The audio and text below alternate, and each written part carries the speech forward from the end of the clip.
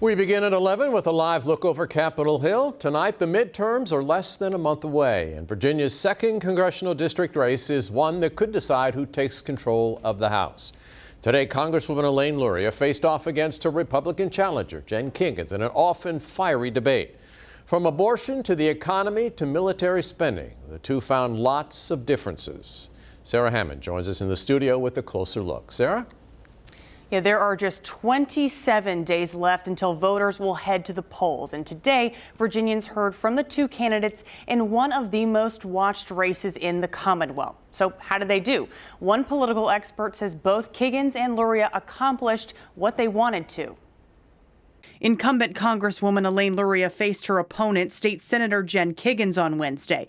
Both are Navy veterans and mothers, but they differ on a number of issues. It was a great messaging opportunity just to highlight the differences between my opponent and I. We differ on issues, and the purpose of a debate is to talk about our differences in those issues. Dr. Ben Molesky, an assistant professor of political science at ODU, says both parties came away from that debate feeling good. And ultimately, I think both candidates did what they wanted to do. During the nearly 2-hour debate, they covered student loan debts, immigration, abortion, and of course, inflation.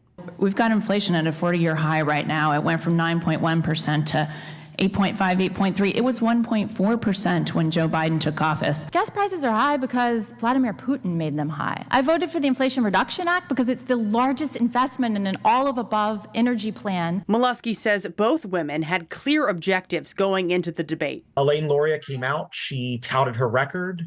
And she essentially put Kiggans to the point, basically asking her to provide some specifics and to provide a little bit of a difference between herself and Elaine Luria.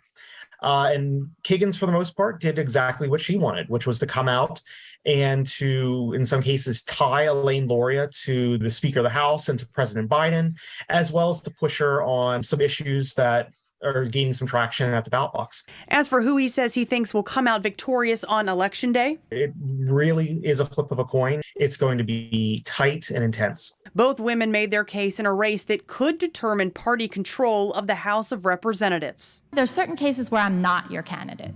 I am not your candidate if you think the election was stolen. I'm not your candidate if you think that $70 million of state taxpayer money should go to a forensic audit of the 2020 election. And get our country back on track, we must have a change of leadership in Congress.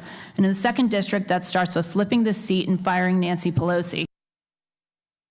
You can watch the entire debate on 13newsnow.com or on our YouTube channel. Back to you, David.